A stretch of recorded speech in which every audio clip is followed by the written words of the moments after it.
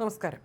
മുൻ American president Joe ബൈഡന്റെ ആരോഗ്യനില അതീവ ഗുരുതരമായി തുടരുകയാണെന്ന് മകൻ ഹണ്ടർ ബൈഡൻ BBC-യുടെ ന്യൂസ് നൈറ്റ് പരിപാടിക്ക് നൽകിയ അഭിമുഖത്തിലാണ് ബൈഡന്റെ അർബുദബാധയെക്കുറിച്ചും മറ്റ് വിവാദങ്ങളെക്കുറിച്ചും ഹണ്ടർ വെളിപ്പെടുത്തിയത്.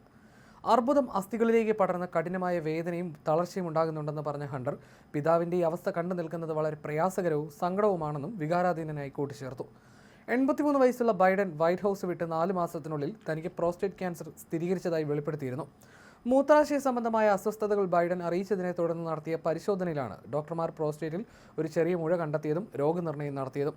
തുടർന്ന് റേഡിയേഷൻ ചികിത്സയ്ക്കും ഹോർമോൺ തെറാപ്പിക്കും വിധേയനായ അദ്ദേഹം തന്റെ ചികിത്സ വളരെ നന്നായി മുന്നോട്ട് പോകുന്നുവെന്നാണ് അടുത്തിടെ പ്രതികരിച്ചത്. പുരുഷന്മാരിൽ ക്യാൻസർ വരാൻ ഏറ്റവും കൂടുതൽ സാധ്യതയുള്ള ഒരു അവയവമാണ് പ്രോസ്റ്റേറ്റ് ഗ്രന്ഥി. വികസിത രാജ്യങ്ങളിൽ പ്രായമായ പുരുഷന്മാരിൽ സാധാരണയായി കാണുന്ന ക്യാൻസറാണിത്. ഭൂരിഭാഗം പ്രോസ്റ്റേറ്റ് ക്യാൻസറും 65 വയസ്സ് പിന്നിട്ടവരിലാണ് കാണുന്നത്. പ്രായം കൂടുന്നതിനനുസരിച്ച് പ്രോസ്റ്റേറ്റ് ക്യാൻസർ സാധ്യതയും കൂടുന്നതാണ്. 80 വയസ്സിന് മുകളിലുള്ളവരിൽ മന്ദഗതിയിലുള്ളതും അപകടകരമല്ലാത്തതുമായ ലക്ഷണങ്ങൾ ഇല്ലാത്ത പ്രോസ്റ്റേറ്റ് ക്യാൻസർ നിരക്ക് വളരെ കൂടുതലാണെന്ന് ചില പഠനങ്ങൾ പറയുന്നു. രോഗാവസ്ഥയിലും തന്റെ പിതാവ് സജീവമായി തുടരുന്നുണ്ടെന്നും രാജ്യത്തിൽ അത്രയധികം വിശ്വസിച്ചുകൊണ്ട് പ്രവർത്തന രംഗത്ത് തുടരുന്നുണ്ടെന്നും ഹണ്ടർ ബൈഡൻ പറഞ്ഞു. മുൻ പ്രഥമ വനിത ജിൽ ബൈഡനും ജോ ബൈഡന്റെ ആരോഗ്യത്തെക്കുറിച്ച് സംസാരിച്ചിരുന്നു. രോഗനിർണയത്തിന് മുൻപ് അദ്ദേഹം രാത്രിയിൽ 7 തവണ വരെ ഉണരുമായിരുന്നുവെന്നും വൈറ്റ് ഹൗസ് ഡോക്ടർമാരോട് ഇതിനെക്കുറിച്ച് ആശങ്ക പങ്കുവച്ചിരുന്നതായും അവർ വെളിപ്പെടുത്തി. ബൈഡൻ ഇനി എന്നും ക്യാൻസറിനൊപ്പം ജീവിക്കേണ്ടി വരുമെന്നും ഇപ്പോൾ മരുന്നുകൾ കഴിക്കുന്നതിനോടൊപ്പം 3 മാസം കൂടുമ്പോൾ പരിശോധനകൾക്ക് വിധേയനാകുന്നുണ്ടെന്നും ജിൽ വെളിപ്പെടുത്തി. 2021 മുതൽ 2025 വരെ US പ്രസിഡന്റായും 2009 മുതൽ 2017 വരെ ബറാക് ഒബാമയുടെ ഭരണത്തിൽ വൈസ് പ്രസിഡന്റായും സേവനമനുഷ്ഠിച്ച വ്യക്തിയാണ് ജോ ബൈഡൻ. 2021-25 കാലഘട്ടത്തിൽ, പ്രത്യേകിച്ച് 2024 ജൂണിൽ ഡൊണാൾഡ് ട്രംപിനെതിരെയുള്ള ഡിബേറ്റിലെ മോശം പ്രകടനത്തിനു ശേഷം അദ്ദേഹത്തിന്റെ ആരോഗ്യസ്ഥിതി വളരെയധികം ശ്രദ്ധിക്കപ്പെട്ടിരുന്നു.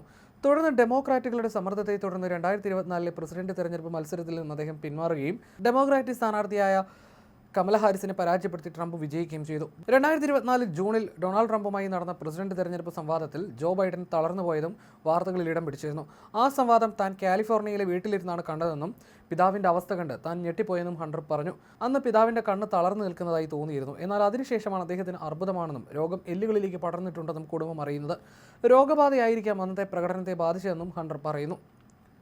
സംവാദം തനിച്ചാണ് കണ്ടതെന്നും പിതാവിന്റെ കണ്ണുകളിൽ അന്ന് അപൂർവമായ ഒരു ശൂന്യത അനുഭവപ്പെട്ടിരുന്നതായും ഹണ്ടർ പറഞ്ഞു. അന്ന് അദ്ദേഹത്തിൽ കണ്ട ആ ശാരീരിക ബുദ്ധിമുട്ടുകൾക്ക് കാരണം പിന്നീട് കണ്ടെത്തിയ ക്യാൻസർ രോഗമാകാമെന്നും അദ്ദേഹം പറഞ്ഞു. അന്ന് വേദിയിലുണ്ടായ പിഴവുകൾ ബൈഡന്റെ ആരോഗ്യത്തെക്കുറിച്ച് വലിയ സംശയങ്ങൾക്ക് വഴിവെക്കുകയും ഡെമോക്രാറ്റിക് പാർട്ടി വലിയ ആശങ്കയുണ്ടാക്കുകയും ചെയ്തിരുന്നു. തനിക്കെതിരായി ഉണ്ടായ കേസ് നടപടികളെക്കുറിച്ചും ഹണ്ടർ അഭിമുഖത്തിൽ പരാമർശിച്ചു. ലഹരി ഉപയോഗിച്ചതിനും തോക്ക് കൈവശം വെച്ചതിനും നികുതി വെട്ടിപ്പ് നടത്തിയതിനും ഹണ്ടർ കുറ്റക്കാരനാണെന്ന് കോടതി കണ്ടെത്തിയിരുന്നു.